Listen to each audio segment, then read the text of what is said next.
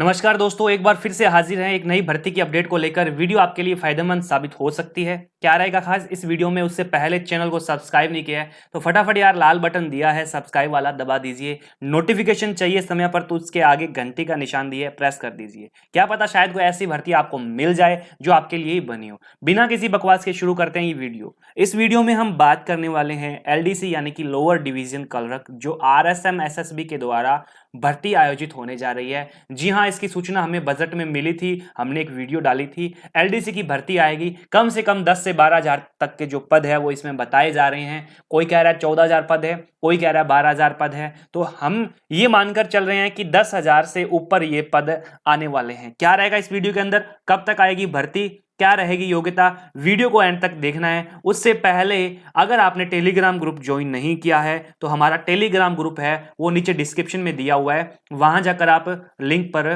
Click कर सकते हैं। इसके अलावा हमारी जो वेबसाइट है 24gstudy.com, वहां पर भी आप विजिट कर सकते हैं। वहां पर आपको हर प्रकार की जो शिक्षा विभाग से जुड़ी हर प्रकार की खबर है, कोई भी भर्ती है उससे बड़ी अपडेट आपको मिलती रहेगी। चलिए बात करते हैं हम। कुल लगभग 128 विभागों में एलडीसी के 128 विभागों में पद रिक्त है। इसके अंदर देखिए दोस्तों, 93 विभागों ने 2421 पद रिक्त बताए हैं। तो 128 में से अगर अपने 93 माइनस करें तो पीछे 35 विभाग बचते हैं। इसका मतलब ये हुआ कि 2421 है और ये जो 35 विभाग है, इस 35 विभाग के अंदर शिक्षा विभाग जो है वो अभी बाकी है दोस्त। शिक्षा विभाग बाकी है, इसका मतलब मैं आपको बता दूं जो शिक्षा विभाग है इसके अंदर सबसे ज्यादा जो रिक्त पद रहते हैं वो शिक्षा विभाग में रहते हैं। तो पदों के हिसाब से सबसे ज्यादा रिक्त पदों वाला शिक्षा विभाग है, उसकी सूचना अभी आनी बाकी है मेरे दोस्त। इसका मतलब ये हुआ कि 2421 जो रिक्त पद बताए हैं, इसके अलावा लगभग 2,500 पद और कर लीजिए तो कुल मिलाकर 5,000 पद तो यही हो गए। इसके अलावा पीछे बच गए 34 विभाग, 34 डिपार्टमेंट भी यहां पर शेष है। इनकी भी हम बात करें तो लगभग यहां मान के चलें तो 4 से 5,000 जो पद है वो ये शेष आने बाकी है। तो कुल मिलाकर मैं बोलूं कि जो भर्ती है वो कितने पदों तक आ सकती है, तो कम से कम मैं कहूं तो 10,000 पदों पे ये भर्ती कम से कम आने वाली है। इसके अलावा अगर पद जो है वो अगर बढ़ा दिए जाएं तो अलग बात है, पोस्टें बढ़ा दी जाती है वो अलग बात है, लेकिन कम से कम मैं बात करूं तो 10,000 पद है वो आने वाले हैं। सबसे ज्यादा पद एलडीसी के शिक्षा विभाग में ही होंगे, ये आपको मैं बता देता हूं। जो डिपार्टमेंट आपको डिपार्टमेंट आपसे मांगे जाएंगे उसके अंदर आपको क्या करना है वो भी मैं आपको बताने वाला हूं। क्या क्या इसके चरण रहने वाले हैं, जल्दी से चैनल को सब्सक्राइब कर लीजिए। कब तक इंतजार करना होगा, जी हाँ दोस्तों, ये सबके मन में ये सवाल आ रहा है कि एलडीसी के लिए अब कब तक इंतजार करना पड़ेगा। तो मैं आपको ये क्लियर कर दूं, बड़े बड़े इसमें जो फैक्ट नजर आ रहे हैं मेरे को कि उपेंद्र यादव जो है उनका आंदोलन 23 मई को है। तो 23 मई को अपने को बड़ा बड़ा इसमें स्पष्ट हो जाएगा कि कब तक हमें इंतजार और करना पड़ेगा। इसकी आवाज प्रमुखता से उठाई जाएगी और जो मई है मैं बता दूं कि मई के एंड तक आपको कोई ना कोई अपडेट मिल जाएगा। जी हाँ दोस्तों, मई चल रही है, मई के एंड तक, बिल्कुल एंड तक 30, 31, 29 मई तक कोई ना कोई इसमें अपडेट आपको जरूर मिलने वाला है। इसके बाद में जो इंतजार है, वो जो इंतजार की घड़ियां हैं वो जून तक आपको इंतजार करना पड़ सकता है। इसका मतलब ये है कि जून के अंतिम सप्ताह तक ये भर्ती है वो पूरी की पूरी जारी हो सकती है। इससे पहले भी जारी कर सकती है, लेकिन मानना यही है कि जून के अंतिम सप्ताह तक इसका नोटिफिकेशन आ जाएगा, क्योंकि दिसंबर के अंदर जो टाइम टेबल जारी किया था आरएसएम एसएसबी ने, दिसंबर में इसका एग्जाम प्रस्तावित है। तो ये आपको थोड़ा देखना है कि एग्जाम दिसंबर में प्रस्तावित है तो जून में कहीं ना कहीं ये भर्ती आ जाएगी। चलिए आगे बात करते हैं क्या क्या बदलाव देखने को मिल सकते हैं। तो नंबर एक बात, योग्यता को लेकर बदलाव देखने को मिल सकता है क्या। अभी जो रैली हुई थी, जो मंत्रालय संघ है उनकी रैली हुई थी, उस रैली के अंदर तो ये बात हुई है कि जो एलडीसी है जो 12वीं तक की जो योग्यता है उसको ग्रेजुएशन कर रहे हैं, 12वीं की योग्यता है वो ग्रेजुएशन कर रहे हैं। तो इसका क्या प्रभाव इस भर्ती पे पड़ने वाला है। तो अभी तक मेरा मानना ये है कि इस भर्ती के अंदर ये जो एलडीसी की भर्ती आएगी वो अभी तक 12वीं पास तक की आएगी। इसका मतलब अगर आप 12वीं पास है और इसके समकक्ष है तो ये आप एलडीसी की परीक्षा दे पाएंगे। आगे ग्रेजुएशन करती है नहीं करती है वो देखने वाली बड़ी बात होगी। तो अभी कुल मिलाकर 95% चांस यही है कि 12वीं तक की योग्यता है। बाकी सरकार पे डिपेंड है, हो सकता है वो ग्रेजुएशन कर दे उसके बाद में भर्ती निकाले, तो ये हो सकता है यहाँ पे बदलाव देखने को मिल सकता है। लेकिन अभी मेरा मानना है कि 12वीं तक की ही ये भर्ती चलेगी, तो निश्चिंत रहिए, 12वीं पास तक की जो भर्ती है वो निश्चिंत होकर इसकी तैयारी करिए। सिलेबस की हम बात करेंगे, तैयारी में क्या क्या आपको तैयारी करनी है, कब तक आपको टाइपिंग करनी है, कब तक एग्जाम के लिए आपको ये अलग से आपको बताया जाएगा कि एग्जाम में टाइपिंग आप कर सकते हो नहीं कर सकते, एग्जाम के बाद में आपको करनी कि नहीं करनी है वो देखना है। मेरिट कितनी रहेगी ये भी हम बात करेंगे। पाठ्यक्रम में बदलाव नहीं है दोस्तों, कोई पाठ्यक्रम में बदलाव नहीं है, जब तक नया पाठ्यक्रम नहीं आ जाता तब तक स्पष्ट नहीं है। बाकी मेरे हिसाब से जो पुराने वाला पाठ्यक्रम है वही रहेगा। पाठ्यक्रम की हम बात करेंगे अभी थोड़ी देर में। डिप्लोमा है, अब डिप्लोमा की बात करें, अगर आपके पास दोस्तों RSCIT है, कंप्यूटर डिप्लोमा मांगा गया है कोई भी, तो जो बड़ा बड़ा जो डिप्लोमा है, जो नॉर्मल डिप्लोमा चल रहा है वो RSCIT है, सरकार की तरफ से ये चलता है। तो RSCIT आपके पास है तो आप इसके लिए एलिजिबल है। RSCIT के समकक्ष जैसे O लेवल का है या PGDC जो भी है, ये सारे डिप्लोमा है वो चलेंगे। RSCIT से ऊपर ही है सभी के सभी कंप्यूटर डिप्लोमा है, कम से कम 1 साल का डिप्लोमा होना चाहिए, सब चलेंगे। यहां पे ये डिप्लोमा अगर आपके पास दोस्तों मैं बता दूं, RSCIT का डिप्लोमा अभी तक आपने नहीं किया है और 12वीं पास है, RSCIT आपने नहीं की है, तो आपको कर लेना चाहिए ये RSCIT। RSCIT में आवेदन कर दीजिए, भर्ती पूरी 1 साल चलने वाली है, ये कहीं नहीं गई भर्ती। तो RSCIT आपने अभी तक नहीं किया है तो आवेदन कर दीजिए, कोई बड़ी बात नहीं है। आप ये सोच के चल रहे होंगे कि सर RSCIT नहीं किया है और अगली भर्ती में मैं आवेदन कर लूंगा तब तक RSCIT हो जाएगा, जी नहीं दोस्तों। RSCIT आप कर लीजिए, आप बिल्कुल एलिजिबल हो जाएंगे, पेपर से पहले RSCIT आपकी हो जाएगी। आयु सीमा की बात करते हैं तो आयु सीमा है वो मिनिमम 18 से 40 वर्ष नॉर्मल है। इसके अलावा जो छूट मिलने वाली है SC ST OBC को, ये भी आपको इसमें पता है कि जो इसका आधार है वो जनवरी को मानकर चलेंगे। जैसे 2022 में ये भर्ती आ जाती है तो 2023 की जनवरी को आधार मानकर चलने वाले। पैटर्न में कोई बदलाव नहीं है अभी तक, कोई भी पैटर्न में कुछ भी बदलाव नहीं है। परीक्षा का पैटर्न क्या रहने वाला है इसकी हम बात करें तो देखिए, लिखित परीक्षा और टाइपिंग 2 चरण होने वाले हैं। पहले चरण के अंदर लिखित परीक्षा होगी जिसमें भाग 2 होंगे, 1 दिन के अंदर दोनों भाग आपको देने हैं। पहले भाग के लिए 3 घंटे होंगे, दूसरे भाग के लिए भी 3 घंटे होंगे, ये आपको थोड़ा देखना है। 1 दिन के अंदर दोनों पेपर होंगे। पहले भाग के अंदर गणित होगी, विज्ञान और राजस्थान का जीके है, तो गणित के लिए 50 क्वेश्चन होंगे, विज्ञान के लिए 50 क्वेश्चन और राजस्थान जीके के लिए 50 क्वेश्चन। कुल मिलाकर कितने प्रश्न होंगे? 150 प्रश्न।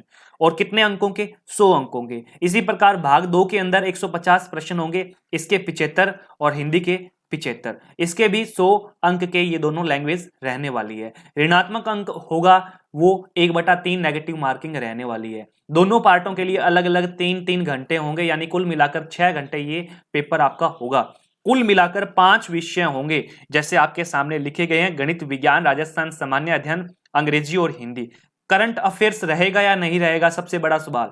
सबसे बड़ा सवाल करंट अफेयर्स का, करंट जीके का है, तो राजस्थान जीके के पार्ट के अंदर जो राजस्थान का करंट अफेयर है वो आने वाला है, तो ये थोड़ा सा आपको ध्यान रखना है। राजस्थान का करंट अफेयर आपको पढ़ना है, 2 से 3 क्वेश्चन आपके इसमें पढ़ सकते हैं। लेवल क्या होगा लिखित परीक्षा का, तो 12वीं तक का लेवल इसके अंदर रहने वाला है। इसमें हम बुक्स की बात करेंगे, आगे हम वीडियो जारी करेंगे, इसके अंदर बुक्स की हम बात करेंगे, कौन कौन सी आपकी बुक्स जो है वो अवेलेबल है, कौन सी आपके लिए बेटर है पढ़ने के लिए, आप किस बुक से पढ़कर कम समय में और LDC की परीक्षा है वो पास कर सकते हैं।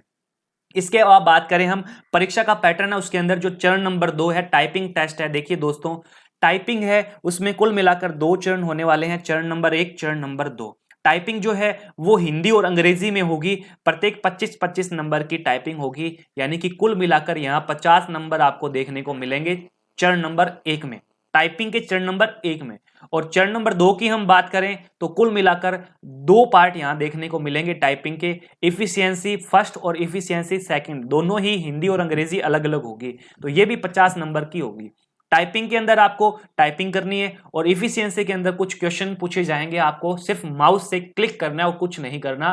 जैसे एक्सेल में पूछ लिया जाएगा, रो कॉलम एक्सेल सेल से कोई रिलेटिव क्वेश्चन है वो आपसे पूछ लिया जाएगा, या कोई जैसे इफिशियंसी का वर्ड से संबंधित क्वेश्चन पूछ लिया जाएगा, एक हिंदी में होगा एक अंग्रेजी में होगा। तो इस प्रकार से यहाँ दो आपके पार्ट होंगे, हिंदी व अंग्रेजी के एफिशिएंसी के। टाइपिंग का अभ्यास कब व कैसे करें, तो एग्जाम की आप तैयारी कर रहे हैं तो कुल मिलाकर यहां पे आपको देखना है कि जो टाइपिंग की प्रैक्टिस है वो आपको एग्जाम के समय नहीं करनी है। एग्जाम के समय अगर ज्यादा से ज्यादा आप टाइम देना चाहें, आपके मन में ये हो कि सर टाइपिंग बिल्कुल भी नहीं आती है, तो आपको ज्यादा से ज्यादा 30 मिनट देने हैं, इससे ज्यादा आपको टाइपिंग में नहीं देने हैं। क्योंकि लिखित परीक्षा होने के बाद में आपको कम से कम 40 से 45 दिन आपको मिल जाएंगे टाइपिंग के लिए। तो अब बहुत ज्यादा दिन है, 40 से 50 दिन आप टाइपिंग सीख सकते हैं, अच्छे से कवर कर सकते हैं, कोई बड़ी बात नहीं, घबराने की आपको जरूरत नहीं है। टाइपिंग की तैयारी कैसे करनी है, टाइपिंग की तैयारी आपको लिखित परीक्षा के बाद में ही करनी है। आप अगर लिखित परीक्षा के साथ में करना चाहो तो आप रोजाना 30 मिनट टाइपिंग में दे सकते हैं। लिखित परीक्षा के बाद कितना समय दिया जाएगा ये आपको बता दिया मैंने। मेरिट कितनी रही थी पिछली भर्ती की, तो मैं आपको बता दूं कि जो लिखित परीक्षा है वो कुल मिलाकर 200 अंक की थी, जिसमें जिसमें जो कट ऑफ है वो 200 प्लस टाइपिंग के 100 नंबर मिलाकर कुल मिलाकर कितने हुए, 300 अंक हुए।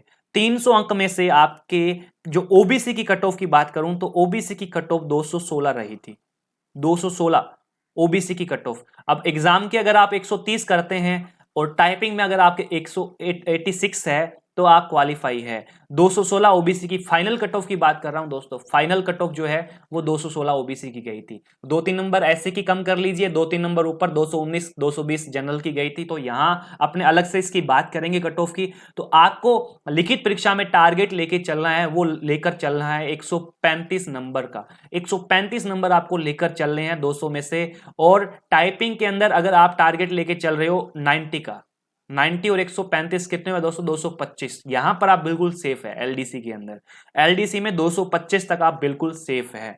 तो आगे हम बात करें कि जो परीक्षा का पैटर्न है मैंने आपको अच्छे से बता दिया।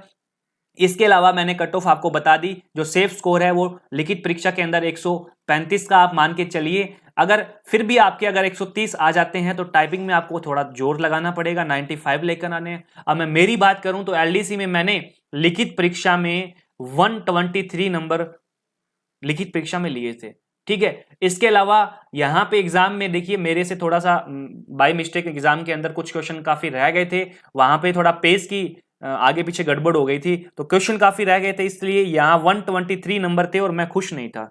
फिर भी मैंने टाइपिंग में अच्छे से तैयारी की एग्जाम के बाद में, और लगातार मैंने लगभग 40 से 45 दिन टाइपिंग के अंदर दिए, लगातार 7 से 8 घंटे मैंने, और लास्ट में बिल्कुल 9 से 10 घंटे कर दिए। तो टाइपिंग में अच्छे से प्रैक्टिस की और 100 में से 98.9 नंबर 100 में से मेरे आए। और किसी को भी अगर स्क्रीनशॉट चाहिए टाइपिंग की जो मार्कशीट है उसका, तो वो ले सकता है। मैंने नीचे डिस्क्रिप्शन में लिंक दे रखी है टेलीग्राम ग्रुप की, वहां कॉन्टैक्ट कर सकते हैं। इसके अलावा आप कमेंट सेक्शन में अपना नंबर छोड़ सकते हैं, मैं आपको व्हाट्सअप कर दूंगा, स्क्रीनशॉट है मार्कशीट का। तो 123 प्लस 98 यानी 99 ही मान लीजिए, तो ये मिलाकर कुल हो गए यहाँ पे 222, ठीक है। 222 नंबर के करीब मेरे नंबर, 216 कट ऑफ गई थी, ठीक है। तो यहाँ पे ये आपको नहीं सोचना है कि लिखित परीक्षा में मेरे नंबर कम बन रहे हैं और टाइपिंग में मैं आप ज्यादा लेके आ सकते हो। टाइपिंग में 100 में से 100 लेकर आ सकते हो, कोई बड़ी बात नहीं है। टाइपिंग बहुत ज्यादा इजी रहने वाली है, टाइपिंग में ऐसा कुछ नहीं है, सिर्फ प्रैक्टिस करनी है और कुछ नहीं है। जितनी प्रैक्टिस हाथ की आप करोगे टाइपिंग की, उतने ज्यादा आपकी बेटर है। तो वीडियो कैसी लगी, वीडियो को जरूर लाइक कीजिए, वीडियो को सब्सक्राइब कर दीजिए, चैनल को सब्सक्राइब कर दीजिए और बेल आइकन प्रेस कर दीजिए।